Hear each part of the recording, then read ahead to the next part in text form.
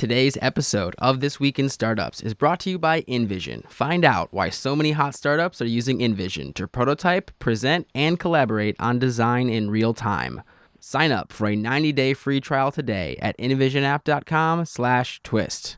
And by LeadGenius. Higher quality leads and customized customer data at scale. Schedule a free demo at leadgenius.com.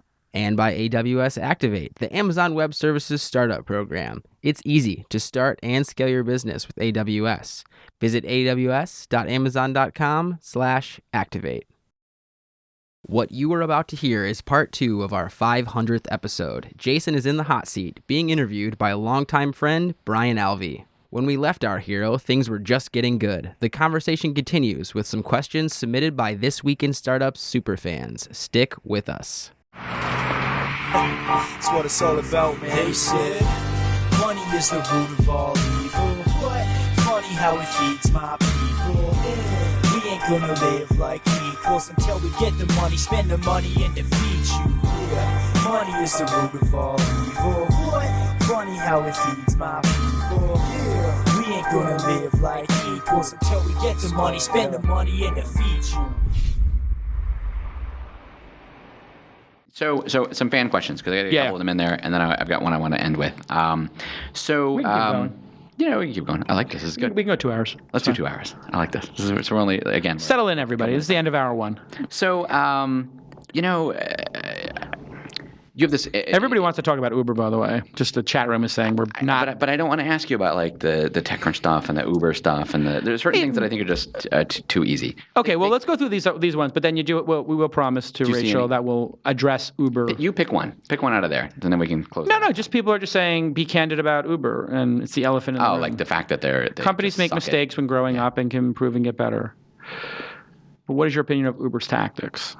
It's from Rachel Gomez. Mm-hmm. If that's a real name, I don't know. So just for Rachel, I think that Uber, and I've said this publicly, because I did get in the mix during the recent flare-up. And by the way, I don't, and I said this on This Week in Startups, I don't, on the news roundtable with Molly Wood, who was really good in discussing it, I don't get involved in the public discussions of the companies I invest in, because it's really annoying if you're the founder of the company to have me jumping in and speaking for your company. Can you imagine you start a company, I put money in it, and then I start answering questions for the media, and I've got a bigger megaphone than you as the founder, and I've been in the business longer than you, the founder. Not the case with Travis, but I do have a bigger megaphone actually than Travis in terms of my social media footprint in the show. So can you imagine how annoying that would be for founders? And can you imagine how much that would ankle me as an angel investor if people knew, when you get Jason as an investor, he also becomes your de facto second CEO. I think they already worry about that. And no, they don't, because I'm very clear with people about it, which is, and people don't see this discussion, I say to people, you can use the bat signal whenever you need it. Okay. If you need me to get involved, raise the bat signal, I call, and we discuss how I can help, and if I can help. And sometimes, once in a while, I'll want to help. So when I saw the Uber situation, I actually reached out to Travis and the team and said, I think this is unfair, but I do think there are things we need to work on. Can I help? Do you want, and how can I help? Can I help by discussing this with the management team? Can I help by publicly making comments?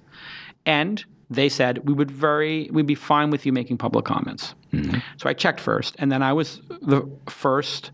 Maybe Chris Sacca was the first. In the same hour, Chris and I put our daughters to bed, literally, and at 10 o'clock we addressed the situation. No other investors did that, right? And I'm not sticking it to any other investors, but when the company's in the wrong, which in this case they were, and they apologized for it, it was overblown as well, but in that case it was overblown.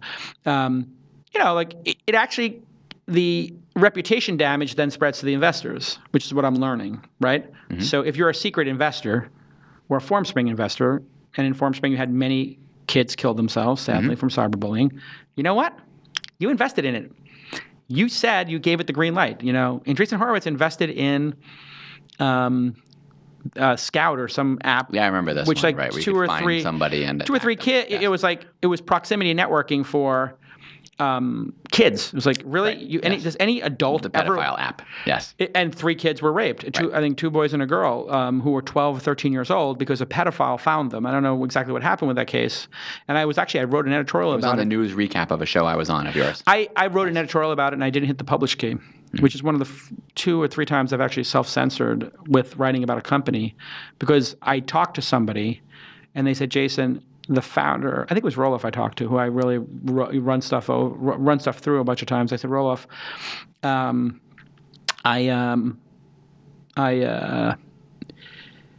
had this editorial, and it's like,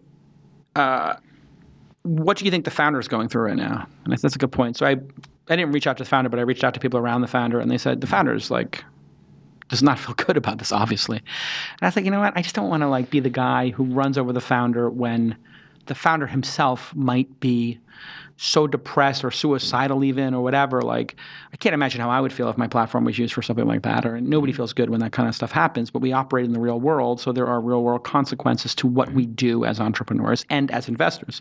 The problem with as an investor is you have this, and I'm learning this too, right? I've only been an investor for a couple of years. I have no control over a company. I own way less than 1% of Uber. And so on a real number basis, it might be a lot of money, but on a percentage of shares owned, it's a very small number. I have no influence. The only influence I have is a 15-year relationship with Travis, and we're friends. That's it. So in that case, I was like, I really want to engage.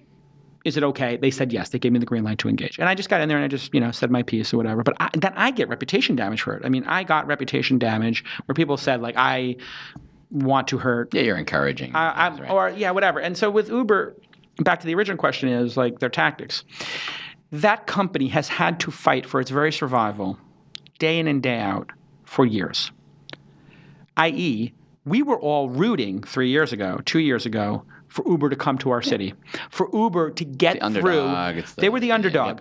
And I've seen this happen many times. When you're the underdog, people are rooting for you. And people were writing tens of thousands of letters on Uber's behalf to get a cheaper alternative for people to move around their cities in Washington, D.C., Boston, wherever. Everywhere. Everywhere.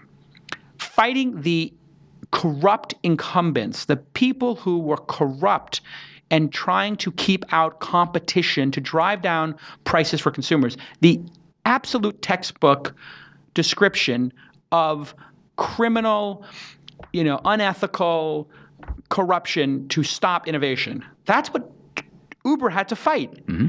And we all had these magical experiences where, like, we got an Uber when we couldn't get another car.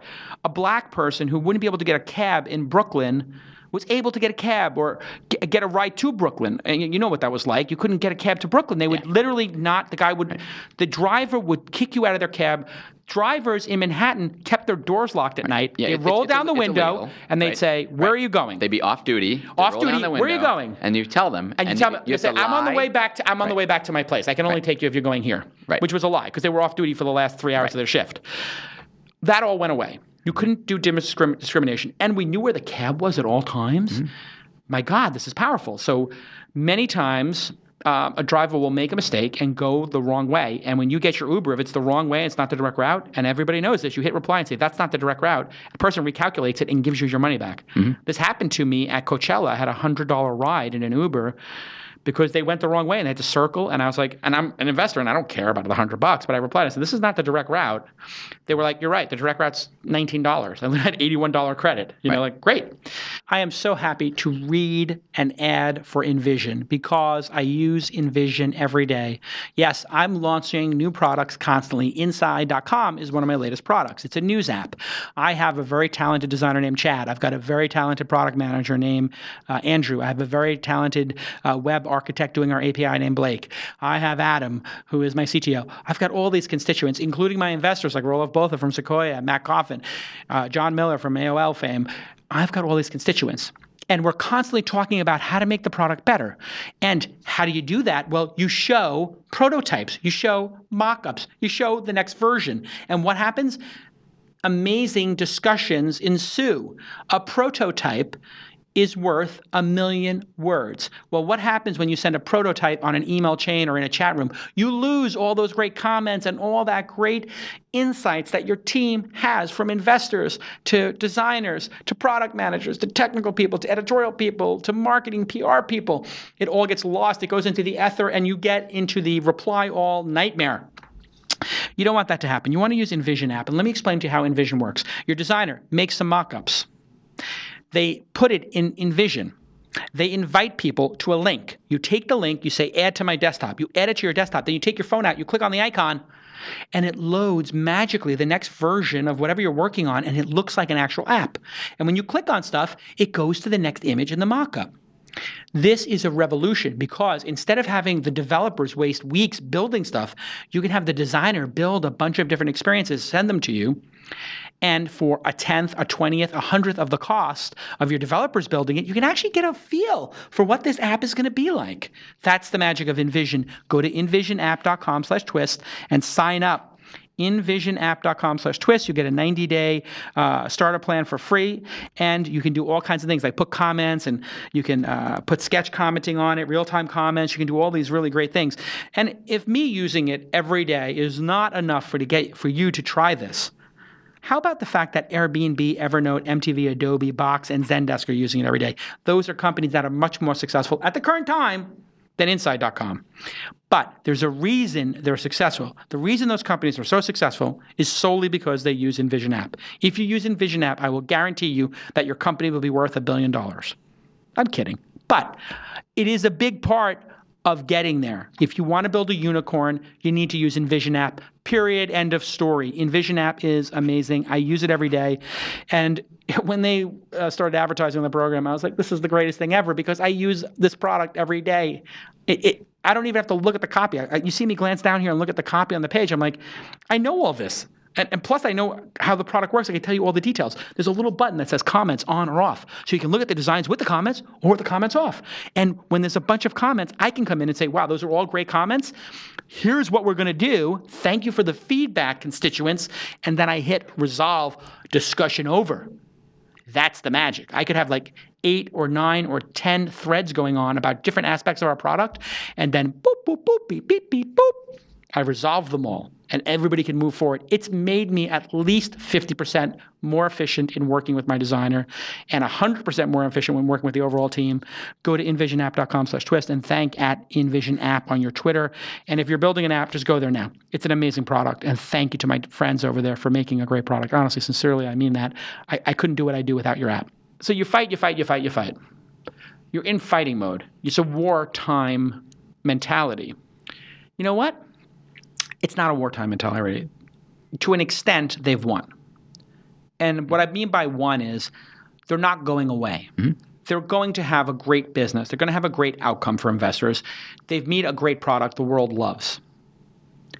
They don't have to fight tooth and nail in every situation. They have to pick the fights.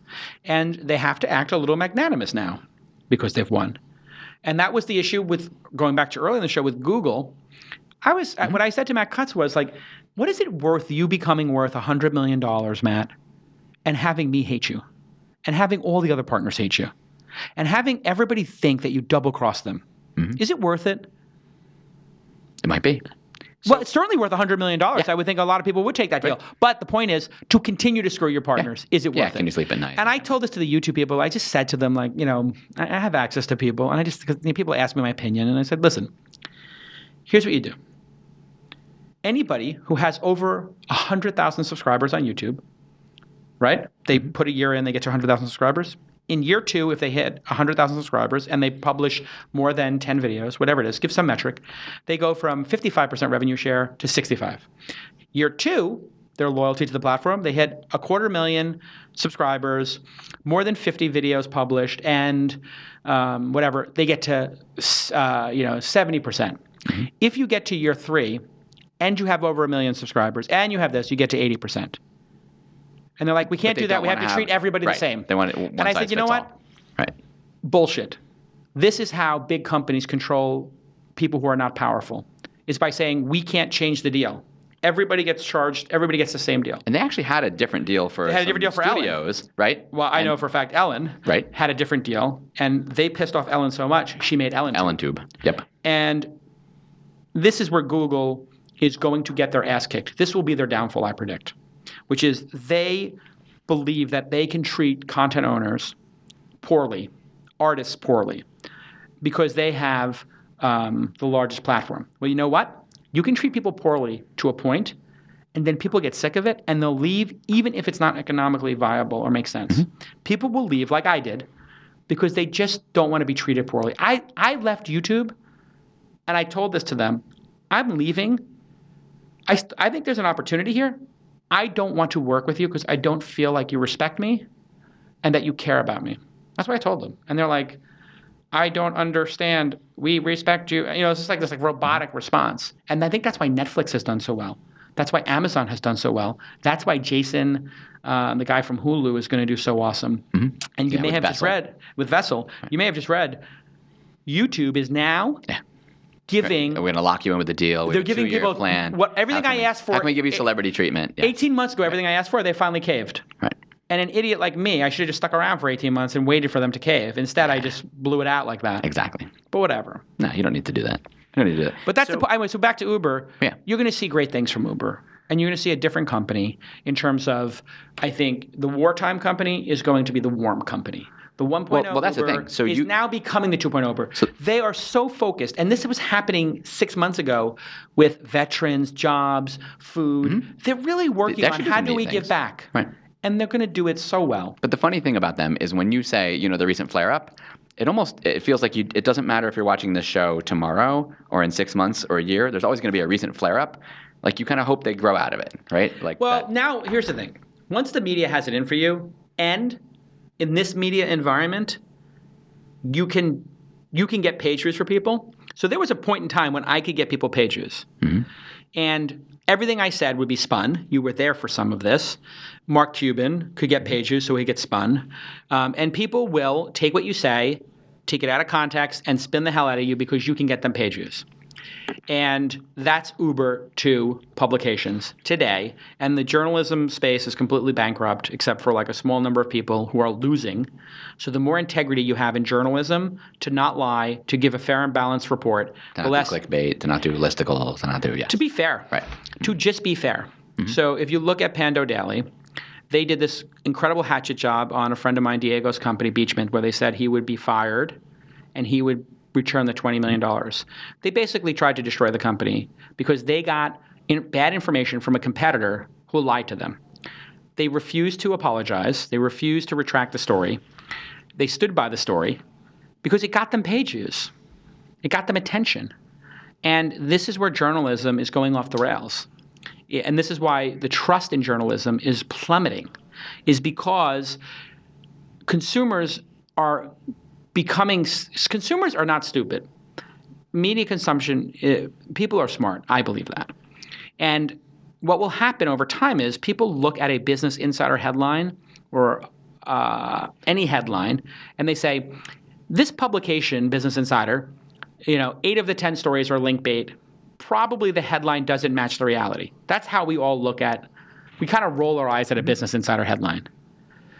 And then they do like 2 pieces that are really good. So Henry can really sort of do this dance where he's like, yeah, that may have been link bait, but these 2 are pretty good journalism, right? Like, okay. And I call that the high and low strategy. Mm-hmm. And then you have these people like Upworthy who are just like, we're not journalism. We're not content. We are content manipulators. We're going to take content and we're going to manipulate it to maximum likage on Facebook. Yep. So much so that now you have people creating videos that are fake. So these guys created a video of, 2, Middle Eastern guys walking down the street, getting in a pushing fight, mm-hmm. and a cop does nothing. And then they put on they look like they're in Saudi Arabia with, I don't know what the name of the mm-hmm. outfits are, but, and they get in the same exact fight, and the cop stops them. It's like, what's going on here? It turns out they're all actors. Right. But they're like, if we release this will go viral for sure. You can tell what kinds of things are gonna hit. Exactly. And so now when journalists are making what are essentially Saturday Night Live skits and parody skits and phony videos, phony phone call videos, like the whole thing's coming off the rails. And now you have those people obsessed with companies and people, and they're like, let's lock into a person or a company, and if we can build enough momentum, they will just garner page views forever. Mm-hmm. They will garner page views forever. So no matter whatever happens, there will be X number of people who will die in taxi rides this year. That number will be 100, 1,000. That number could be 10,000x of people who die in a taxi to the people who die in an Uber. But because it's an Uber, it will get 1,000,000 times the coverage. Mm-hmm. Just like when a Tesla got hit and it went on fire. Right. They're like, oh my God, a Tesla went on fire. It's the batteries. It's like Elon said, here's the statistics. We've put out this many cars. We have this many hours. We are 100 times safer just based on our hours on the road to gasoline cars. You're driving a car with a gasoline bomb in it right now. These things blow up daily, hourly, every 15 minutes. But because it's the new technology, the press is going to slaughter them. So the bad news is it's going to be really depressing for founders. It's going to be really depressing for the people who get pulled into these things. The good news is it's going to be really depressing for short periods of time, and you have to just focus on the work. And not everybody is designed to handle this stuff well, right? It really can become very trying on a personal basis to have people mischaracterize you. Mm-hmm. And so when Gawker tried to say that I was racist because I believe we're moving to a post-race world, and I said those words. And they believe we're moving to a post-race world. The meritocracy of the Valley. And I believe that the Valley is a meritocracy in terms of funding. I didn't say the world is a meritocracy. Or racism is racism. Although I might make that argument that the world is in some ways a meritocracy. It could be a meritocracy filled with a lot of moments of bias. Those two things can coexist. But what I said very specifically was, in Silicon Valley, if you have traction, you will get funded. It does not matter who you are, gender, race, sexual preference. It does not matter. If you have traction, you will get funded. That is a true statement. There is no race that plays a part in that. Anybody who has traction is going to get funded. And that is a beautiful example of moving to a post-race world. Mm-hmm. That doesn't mean that cops are in the post-race world yet. They're not. Or that you can get the funding to get to where you have the traction. Correct. And I made that very clear as well. Right. But then Sam Biddle's like, hey, wait, I can totally blow this out of context and I can destroy Jason. So then literally on my feed, I have people of color saying I'm a racist. And then I have Complex magazine writes the year's top 10 racists, and I'm in it. And I'm like, they're like, these are the insensitive racist people. Right. And I'm like, anybody who knows me knows I'm the furthest thing from race. And then I said to a couple of people, do you know I have a mixed race child? And they're like, no, you don't. And I'm like, yes, I do. And they're like, being in a mixed race couple with an Asian doesn't count as mixed race. And I'm like, all right, if it was ever obvious that people are trying to just use me to get page views, nobody would argue that there is not racism in the world. But for you to say we're moving to a post-race world is so true. The demographic shift in this country. If you look at our grandparents versus our parents. Of course. Us it's a very clear line. Right.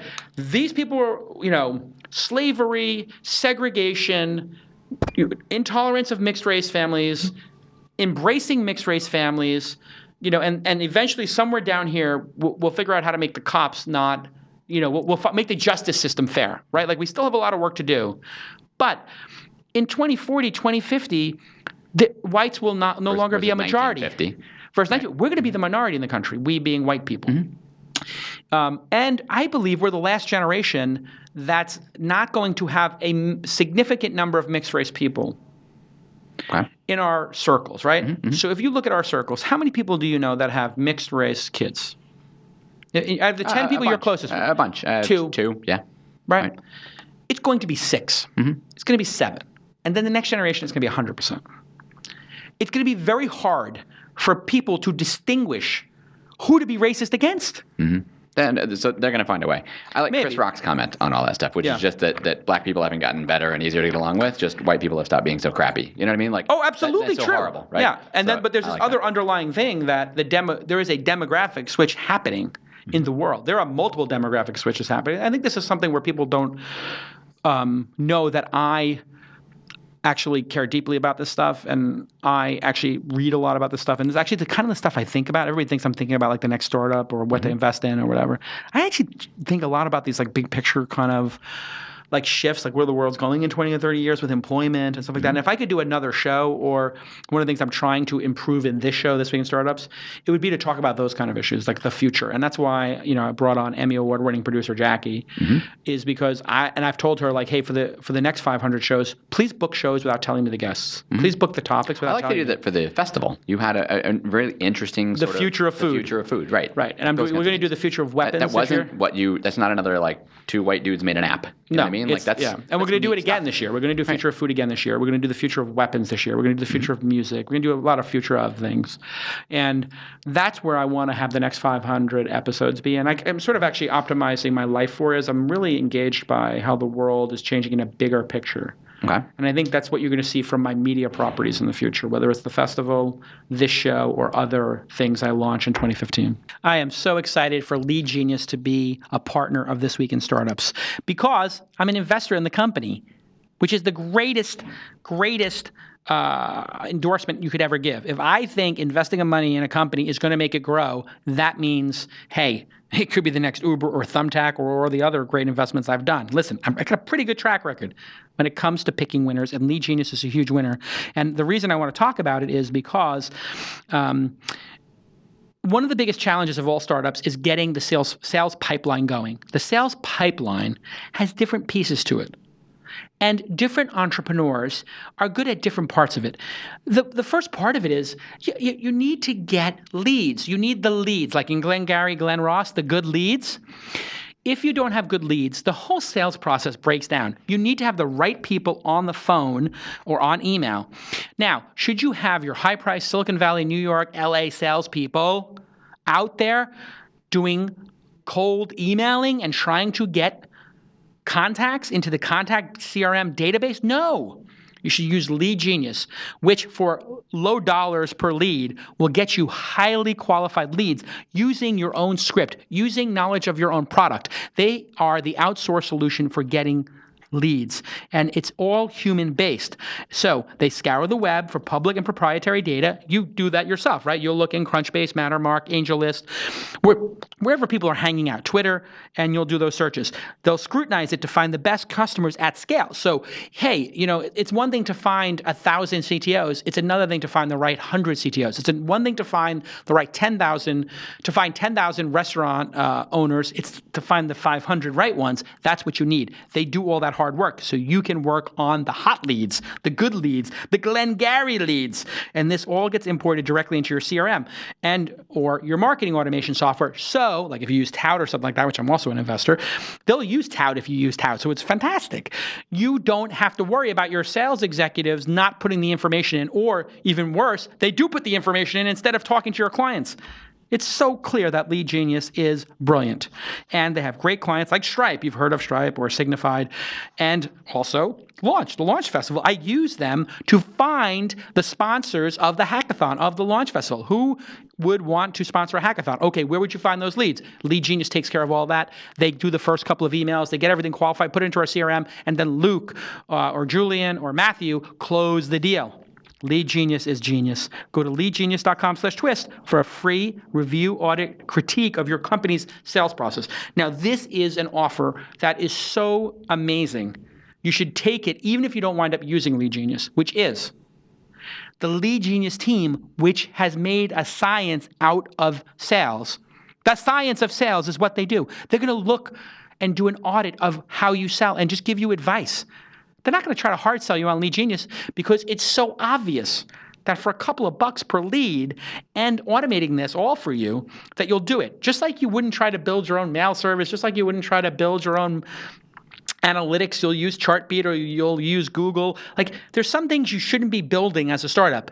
Well, guess what? LeadGenius has taken one of those things and they've made it into a service. It's leads as a service. I love LeadGenius. I'm so stoked to be an investor in it. I'm so stoked to use it. And I'm now so stoked to have them as a partner on this very podcast, This Week in Startups. Go ahead and go to leadgenius.com/twist. It is awesome. And get that free audit. You need it if you're selling. Okay, let's get back to this amazing program. Okay, so then a final question. I want to talk about sort of your legacy. This is what I wanted to end with. If you died 8 years ago, Your tombstone would say, like, here lies Jason Calacanis, blogger. He sold Engadget to AOL, right? Yeah, got lucky once. That would be your thing, right? Yeah, exactly. Got lucky twice. Right, lucky once. Yeah. So, and then recently it might be like angel investor. Here lies Jason Calacanis, angel investor. First round of Uber. But in some of the questions I got, there was a guy named Noah asked some great stuff about how you've played a part in demystifying how startups work and empowering entrepreneurs, and really like that part as being your legacy. But Jess, superfan Jess. Jess is great. Yeah. She said she had this really poetic thing where she said, you're that space between the rock and the garden. This show is like the space between the rock and the garden. The rock, I guess, being your crappy job working for somebody else, and the garden being like where you become like who you're supposed to be. And this is like a roadmap for that. This is how you do that. So looking at things that have taught America how startups work, how valuations work, 10 years ago, 20 years ago, nobody talked about this stuff. There was nothing. They didn't know about it. It was in trade magazines, and business people knew about it, how things worked. But now it's very mainstream, and there's really like the social network movie, Shark Tank. Yeah, the Facebook and this movie. show, right? Yeah. So those are a big deal. What do you think about that as as a legacy, as I think that's probably why you wake up in the morning, right? Yeah, I think that will be part of it. Yeah, I think, and I am very focused on that, right? Like in the show, providing value. And so you see some of the properties that we're working on here are we just had our offsite, a second offsite in our second 2014 offsite for the launch company. And at that offsite, and offsites are a really good thing. I'm writing a blog post about how to do them. I think they're really powerful. At that offsite, we restated our mission, which is to support founders and inspire innovation, right? And I think that's kind of my mission. It's like, how much can I support founders, and how much can I inspire people to do innovation, to innovate, right? And we look at everything we do through that lens. So we did a series here called Startup Basics. And it was like, you know what? If people are typing in, how do I start a company? How do I negotiate a term sheet? How do I fire somebody? How do I hire somebody? How do I pick a name? All that stuff. We'll get picked up in that search, and then they'll get introduced to This Week in Startups. It's very like deliberate, like let's do 30 shows about the most basic questions or something. And I just talk for 15 minutes looking into the camera about here's why that's an important issue, whatever. Then you look at the scale event we did. We're going to do that twice in 2015 because it was the most helpful thing for people who had already funded their companies. So Launch Festival is, hey, get inspired, launch your company, or sit in the audience. VCs, get in front of Get VCs. invested in finally. Yeah, get invested in, or have a little table for free and show your product to the world. Get exposure, right? So it's sort of like get exposure, get inspired, get funding. After you have the funding, you got to figure out how to grow that company. And that's where we created the Scale Conference, which had 900 people RSVP for it. And it was 54 talks of here's how to do it. And that's what the incubator, which you're part of now, is also part of that stack of services for startups, which is, hey, we'll give you a little bit of money and we'll take 12 great speakers. Tonight will be night 2 of the incubator. Here's the 12 great speakers, and let's have those speakers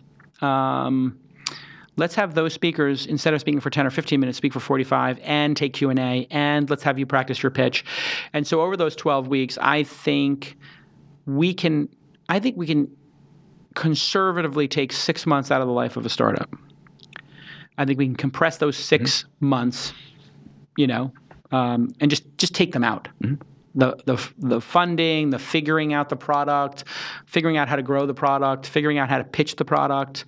Now you're a second, third time entrepreneur, or I guess third time entrepreneur at this time. So you're a third time entrepreneur, but even you will get value out of that because it's not like entrepreneurship is a static thing; it's a dynamic thing. What worked yesterday does not necessarily work today. In fact, the definition of a growth hack is that it works really well for the first 10 people, works well for the next 100 people, and it doesn't work for the 1,000 people after that. Like, the quicker you can get to that growth hack before it gets exhausted is kind of the goal, right? And so I think the incubator will serve a really large purpose. And I think that I was really I think the thing I might wind up being best at, and the legacy might be the guy who believed in me and gave me my start, right? So if you look at the show as hey, get you from the rocks to the soil, I'm like, oh, you got your feet in that really soil. I helped you dig the hole and plant the seed. and helped you like get the water and just get that sproutling up. And then you took the sproutling and you made it into a forest. But okay, we started with like, hey, we got you off the rocks into the earth. Now let's get the crop planted and get the first, the scale part of that I love, because what it looked like to me, I loved being at it. It was a great event. But a lot of VCs will take their portfolio companies and take them away for like a retreat in Santa Barbara or the Hamptons or something. Right. I've been to these, and they're cool, but they're very kind of, it's just the 30 companies that they invested in. It's and insular. Like, here's 30 other ones that are way ahead of you, and it gives you that, here's where you get to go. 54 speakers, in fact, yeah. Yeah, but there are a couple, your companies got to go to that to see what to do next, but a lot of other people got to go. So it's like you said, the stack. I like the way you put that. I wonder how you look at me professionally as a person. Because you've been attracted to working with me for some time. We've had our ups and downs. But, probably nobody knows my career as tightly as you do. I wonder candidly, because we can be candid. Sure. The show is supposed to be candid. I wonder what you think of me, my highs, my lows, and how I've evolved. And that was our episode, everybody. Thank you very much.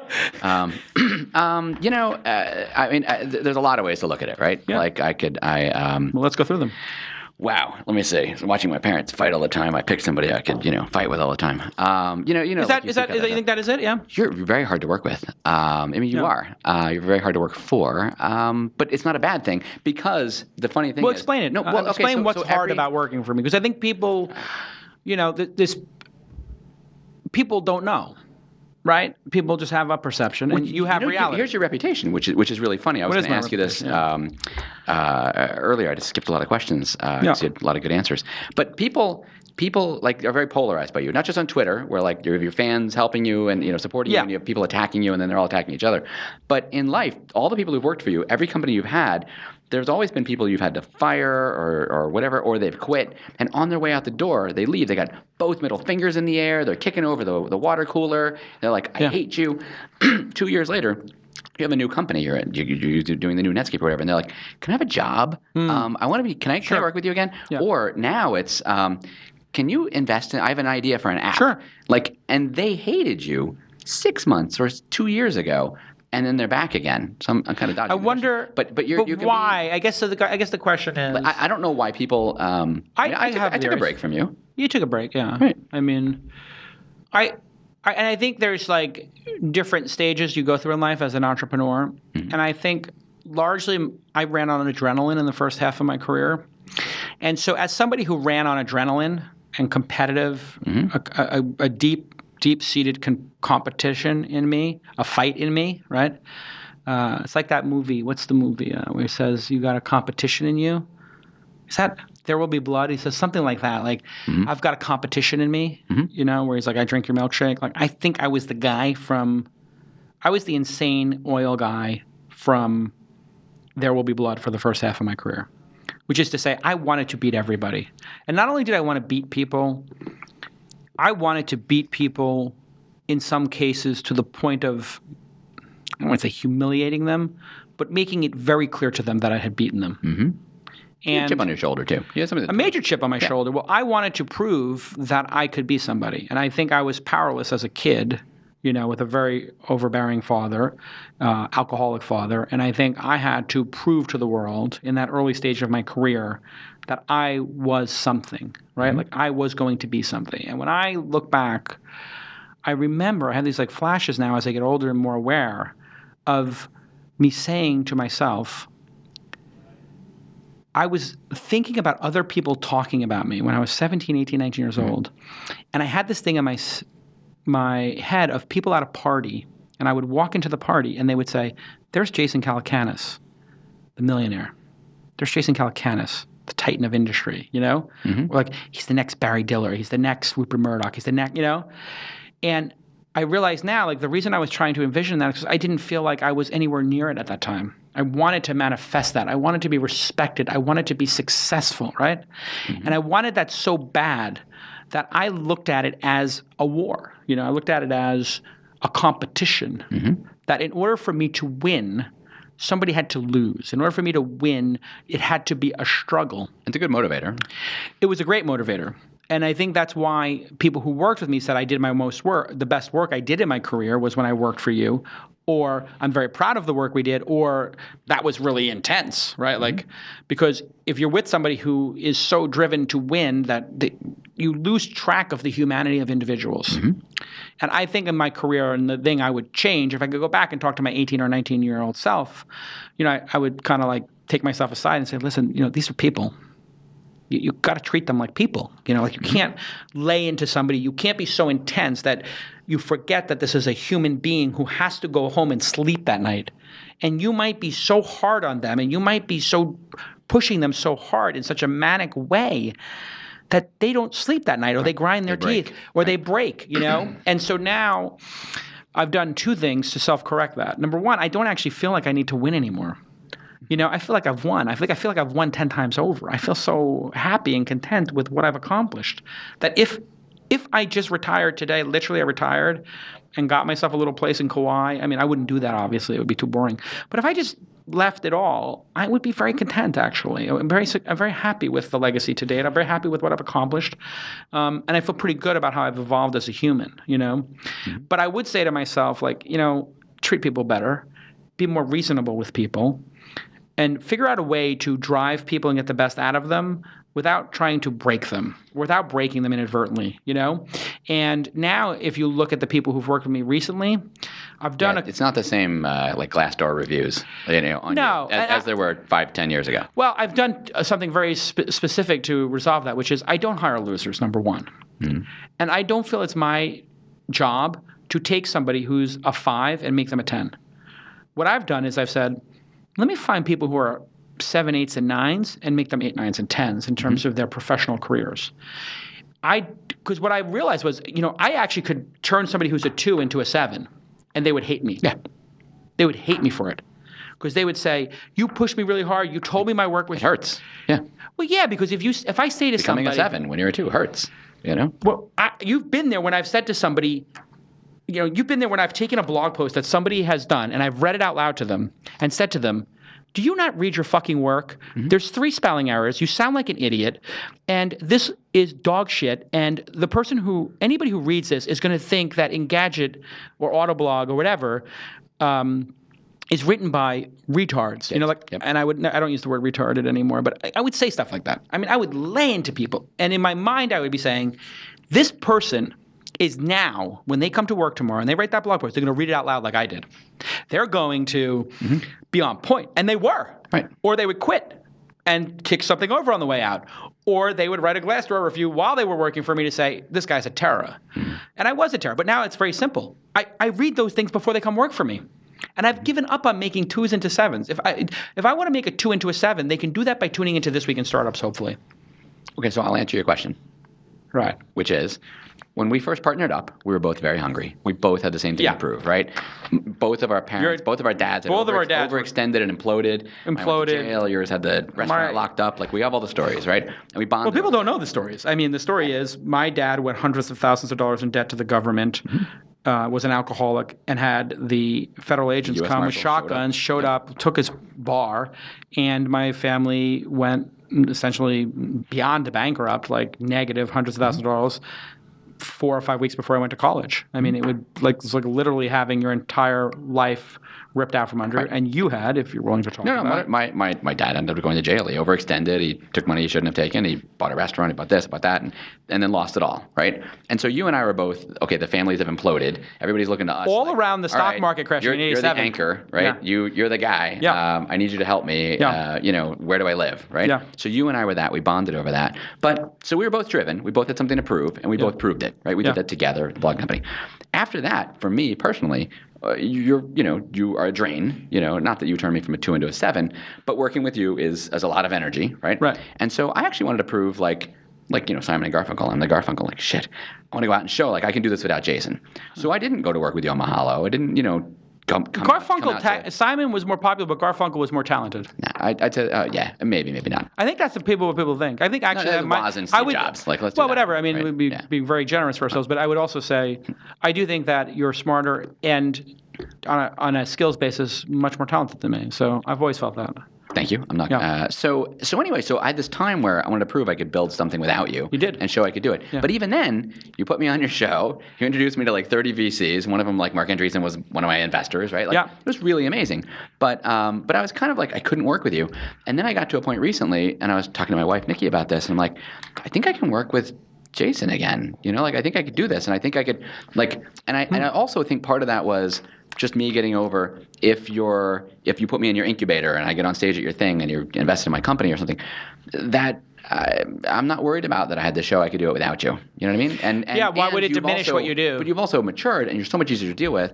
And I'm further along in my career. I've raised money, so it wasn't going to be the same. Like, you're 3 companies ahead of me. Yeah, and I'm at 1 0. company ahead of you. Well, now you're still 3 companies ahead of me, but I got 3 under me, and you got 6. Right? You know what I mean? Yeah. So So it's more like along. we're both in the NBA, and although I'm a top 10 player, you're still in the NBA. And I'm exactly. Yeah, you're still a starter. Right. You're a starter in the NBA, but I'm an all-star, right? So that I think is why I can do that. But it's just been very funny, and I probably am thinking more about stories from 5-10 years ago, people in Silicon Valley Reporter days, like the big layoffs, and .com crash, 9/11, things like that. Yeah, there was They a had lot of hardship. A lot of anger back then. Well, yeah. And you handled it differently, so maybe you handle it better today. Well, so those things that have changed is, I don't hire people who are not like really high on the high standard level, and then I'm also very candid with them about, hey, listen, this is the expectation. This is not for everybody. There are other places you could work. There are other people I could hire. If we do this again, getting back to people are human. And the Turns humanity. out they are. Yeah, it turns out they are, and just humanity in entrepreneurship. If you can have that discussion with people and be like, you're going to go on to great things, here's what I expect. And then I can say to people, these are the things that are important to me. I need you to work really hard, and I need you to be extremely loyal, and I need everything to be done at, whether we fail or we succeed, I just want everything done at a very high standard, right? So if we're going to do this podcast, like, can we just have the best microphones and the best audio and just not phone it in, like have a sort of attention to detail? But if you do that, and you do it with me and you help me for a year, 2, 3, maybe 2 or 3 years, I will be your first investor if you come up with a decent idea. So I've actually figured out like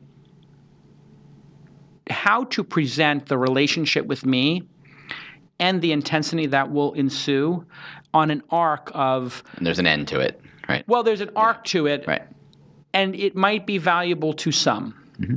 So the reason you come work for me is because you want to do great work, you want to take 5 years out of your career, and I'm going to expect these things. And instead of me yelling at you, I'm just going to be candid with you. So now I know how to communicate with people to just say, hey, this is we're going backwards or we're going sideways, and we're really here to have this go up. And so I need you to just step up your game. And I know you're capable of it. Does that work? It works with certain people. It doesn't work with most people. So if you select the right group of people, it does work. And then if it's not working, then you can be matter of fact about it. And so I've moved to more matter of fact. And I actually took myself out of firing people or discontinuing with people. Mm-hmm. And I've made it much more matter of fact, which is, and I learned this actually looking at like, I saw how like Sequoia Capital or other people fired people. They just didn't fire them. They just didn't renew their contracts. Like, that you weren't invited to the next fund kind of a thing. And, it's like time for you to go to your next adventure. Mm-hmm. It's like literally how certain people would, say these things. And I would just say for people, I just let people know like, this isn't the right fit for you. And there's a lot of great things you can go on to.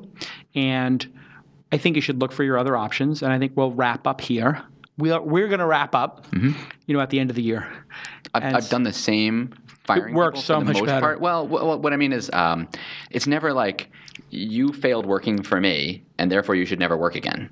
Right? It's you're not a fit here. I'll be your best recommendation. You may be a horrible fit for what I'm doing. Every person deserves to have a job and be in that career or whatever. I'm a great recommender for people. Except for people who steal from you.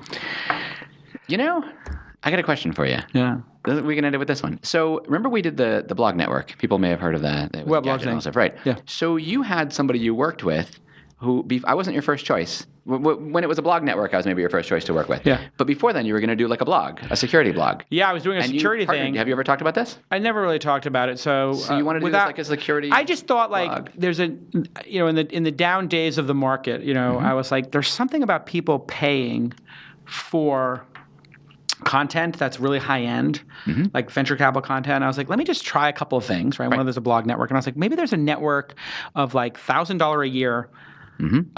If you had 10 $1,000 a year. Kind of like smart research reports. Smart research reports, like the launch ticker is, but a little bit different. So if you had 10 of them and 100 people subscribed at $1,000 a year to each one, one on security, one on servers, one on storage, pick one on... It was healthcare and wireless. Healthcare, whatever, wireless. Yep. You could do these wireless reporter, healthcare reporter, whatever. And each one would make $100,000 a year, and you could hire journalists for 50. And so if you had 10 of them, it could be $1 million, whatever. I started getting into like the math. It could be $1 million. If it's $1 million, you had 10 people working for you. But this is when you had to make money. There was nobody to invest in your company. I was like, this is a pretty easy path to $1 million business. And that's what I was optimizing for, is $1 million business. And like that business wasn't doing well. And then the person who I was partners with took whatever the last couple of $1,000 was out of the bank account and basically quit. And was like, but I didn't get paid, so I have to take the last, whatever amount of money it was. It wasn't a large amount of money. And I was like, ooh, that's kind of weird. And just, dirty. Just weird. Maybe I have some expenses against the money in the bank. We just talk about that, And so I just sort of wrote that person off, never spoke to them again. But I think that's an important thing in life to do as well. And I think about that in everything I do now, which is... I want everybody to have a really great experience with me, and I want everybody to, feel like I was fair with them. Even let's say I turned you down as an investment. I want you to think that the process was fun and good, that we talked about your company, and that when I tell you it didn't work out, I'm not going to invest. I want you to feel good about it. So when people have gotten these rejection letters from me, and I'll say, hey, we're not going to invest in your company, but we'd like to stay in touch and maybe take a look at it again in 6 or 12 months. I'd also like to invite you to come to the Launch Festival as my guest and let me know when you're going to launch your next product. Maybe you can come on This Week in Startups. So sort of things where we could be helpful. And then I say, and most importantly, you will always have this email of me turning you down to publish on your blog and tweet and show everybody exactly what an idiot I was for not backing you in your inevitable success in life.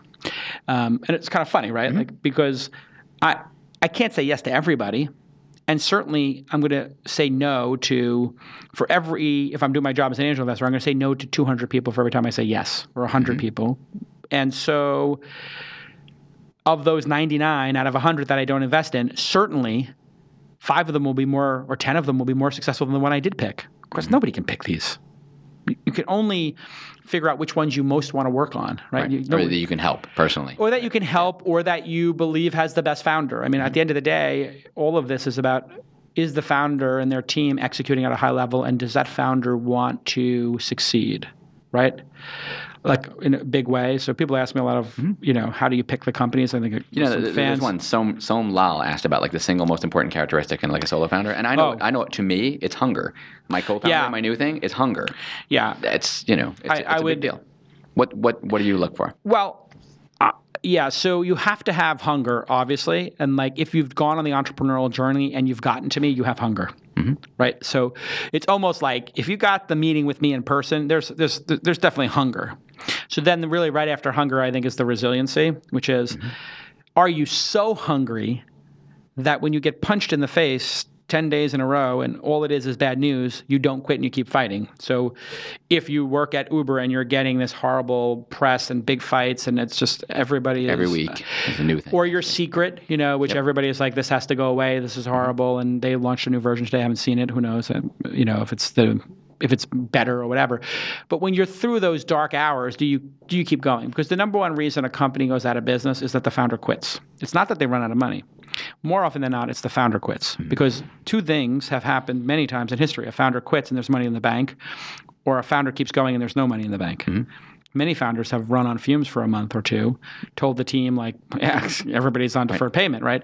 So if the founder has that massive resiliency, and that's the eye of the tiger, is how much do they want this, right? So that hunger/resiliency is absolutely number one. And I can tell by looking people in the eye now, through 20 years of being in the business, through being a psychology major, practicing martial arts and doing mindful meditation and playing poker, all of those things have made me be able to read people extremely well and connect with people like on an emotional level, like on an EQ level. I would like to think my EQ is higher than my IQ because I know my IQ is pretty low.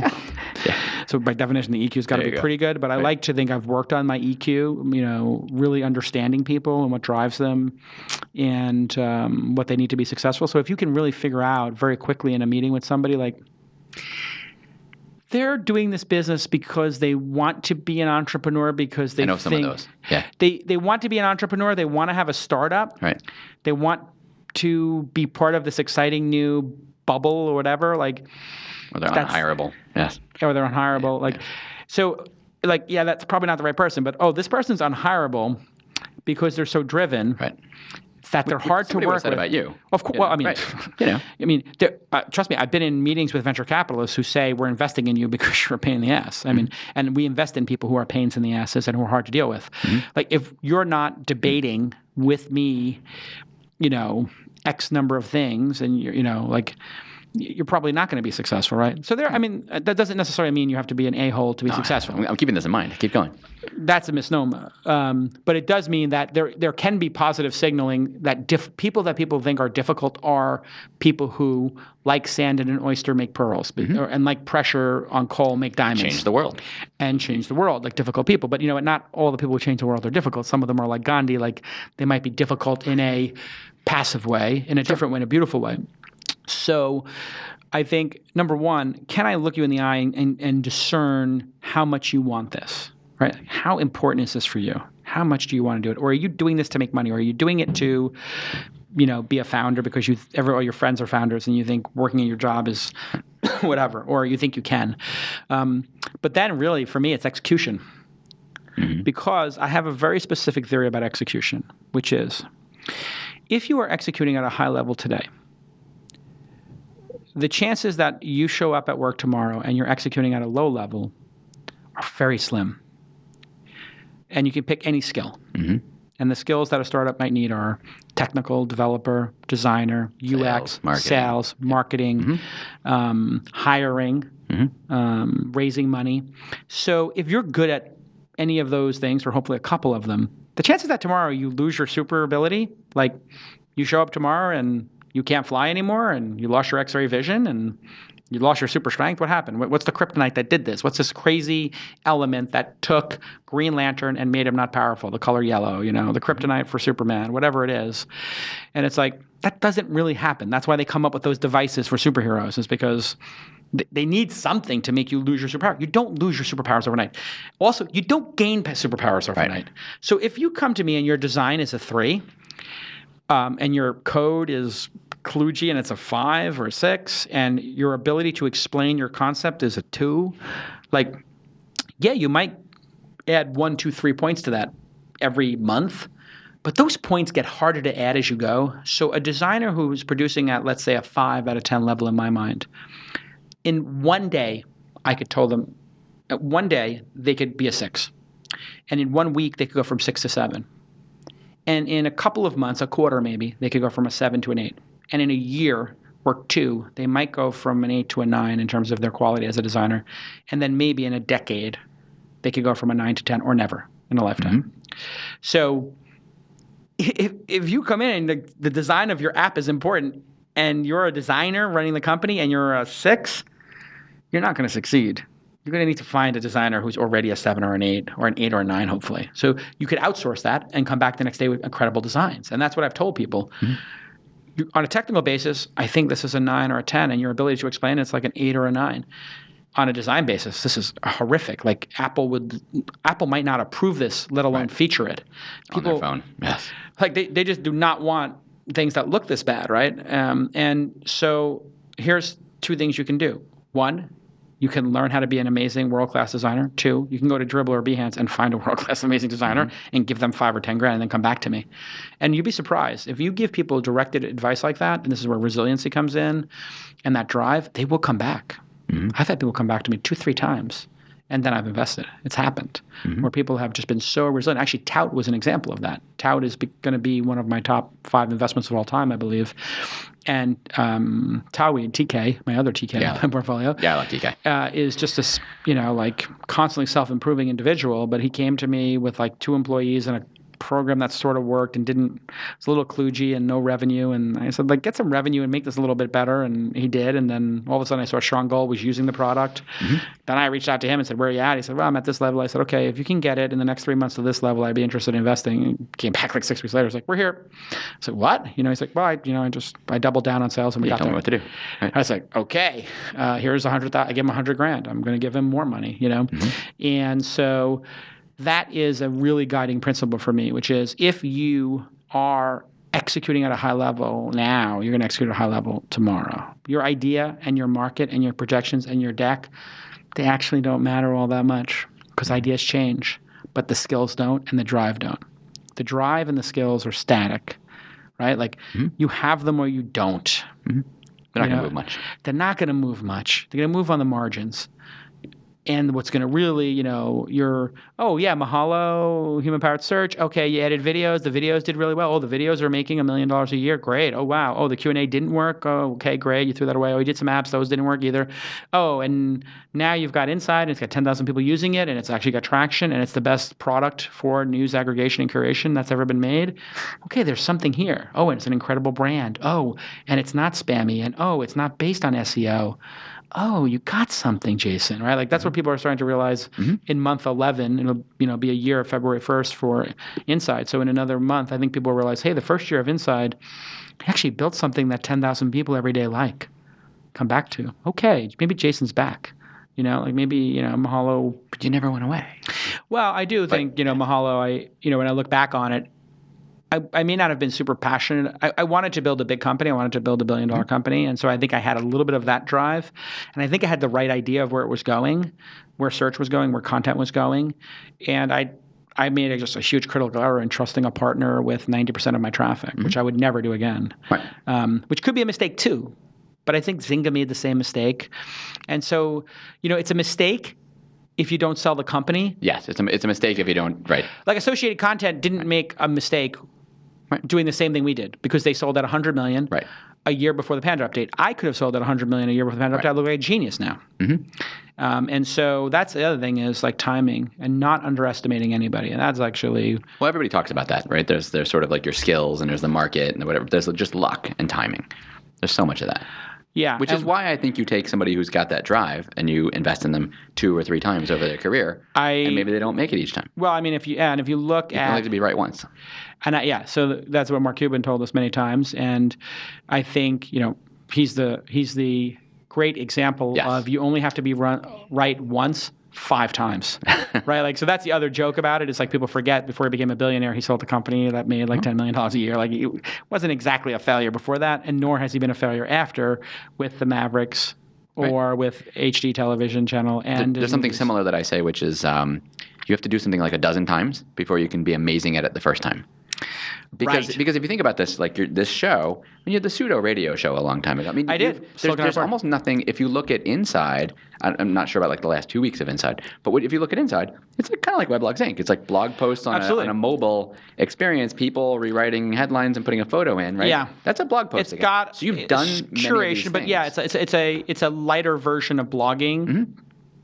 With a mobile and with a little bit of Reddit thrown in with some of the dynamics.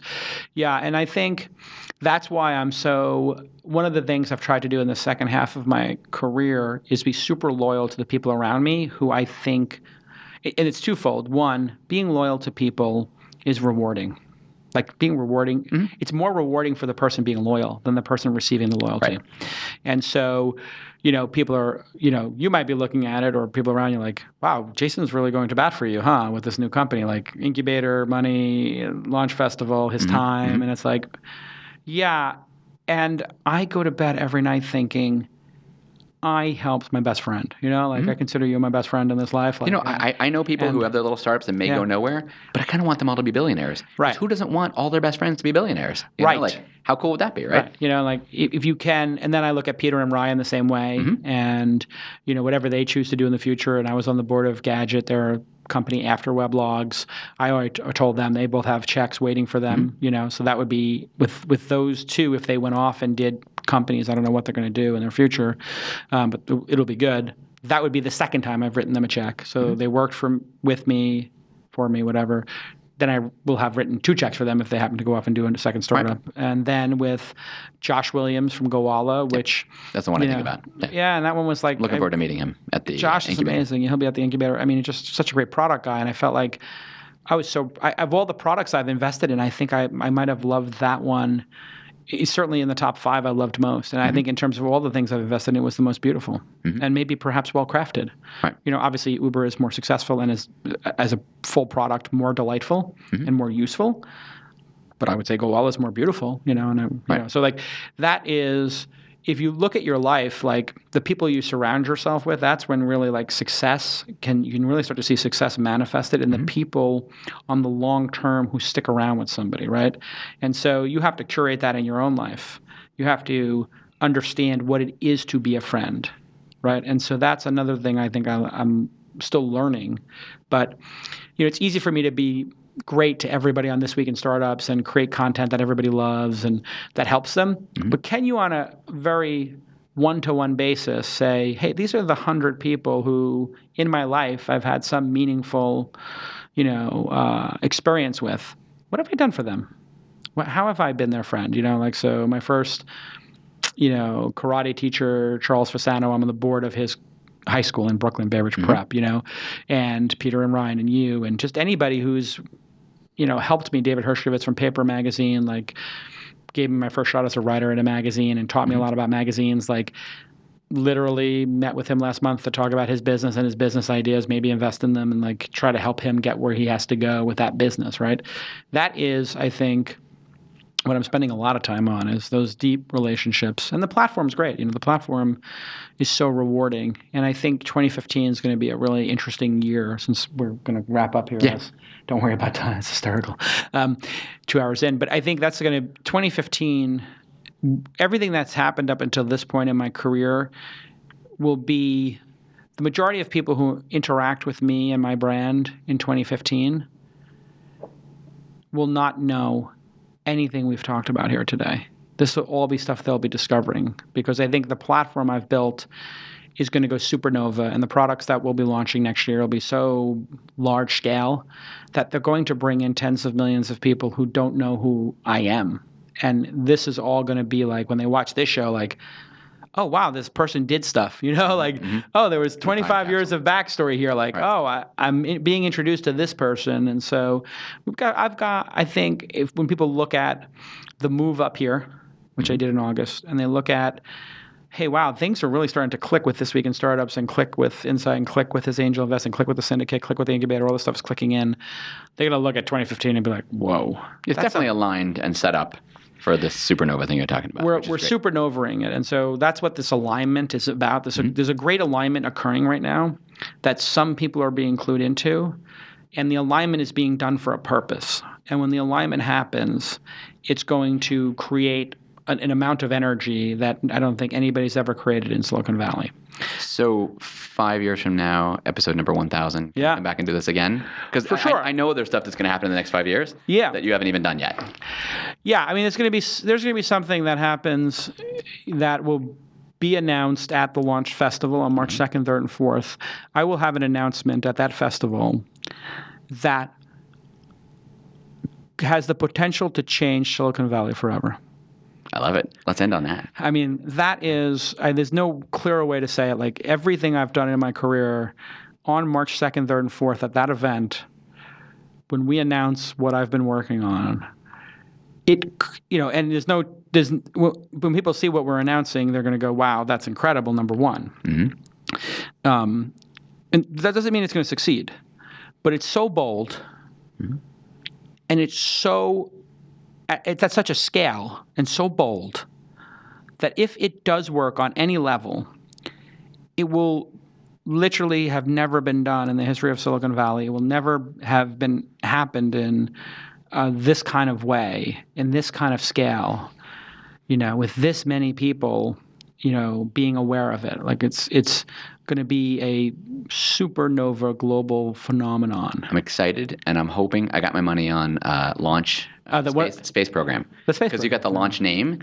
I do. And there's Bezos, and there's Elon Musk, and I think you can get in the mix. So episode 500. There we go. And hey, I just have to also where's my I don't sit in the seat, but just a quick thank you to Brian Alvey, who has been a lifelong friend, a lifelong collaborator, and one of those people who you've been one of the most honest true friends perhaps the most honest true friend I've ever had. Definitely in the top 2 or 3. And listen, I'm a lucky bastard with a lot of really good friends, but I'm a lucky bastard because I also have 2 or 3 what I would call great lifelong friends. And then you are that person. You are that person who, when I'm driving in my car and I say I need to talk to somebody, you're always in the car when you call me. Well, this is the thing. When I'm in the car, I'm thinking about something in my life, and people oh, who does Jason call? I was literally when I'm in my car, and I have my dialer and my phone set up, and I say, I need to talk to somebody about this. It's you. Mm-hmm. It literally is you.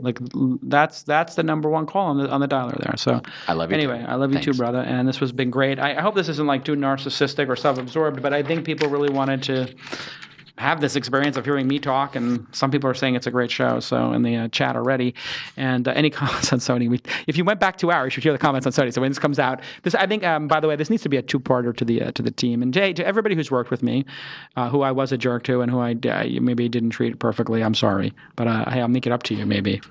I don't know. We'll invest in the next thing. I'll just listen for the 300 people who I absolutely decimated and destroyed at work in my early part of my career. I have a $10,000 check for each of you to start your own company. He's changed. I've completely changed. I'm a completely new person, and the idiocy and stupidity of what you did when working for me is absolutely what I just ruined it all. Everybody was like, God, really, Jason's turned over a leaf. Anyway, thanks again to my team here, Jackie and Jacob. I know you put a lot of work into this episode, so thanks for that. Thanks to the sponsors, and everybody follow at Brian Alvey, most importantly. And Brian Alvey's new company, in addition to my announcement at the Launch Festival, will be launching, and it is fucking hot. Mm-hmm. This company, Brian, I can give you a God's honest prediction about this company. Mm-hmm. 2 predictions. Number 1, the company you launch will be more successful than any company I've ever launched. Number 1.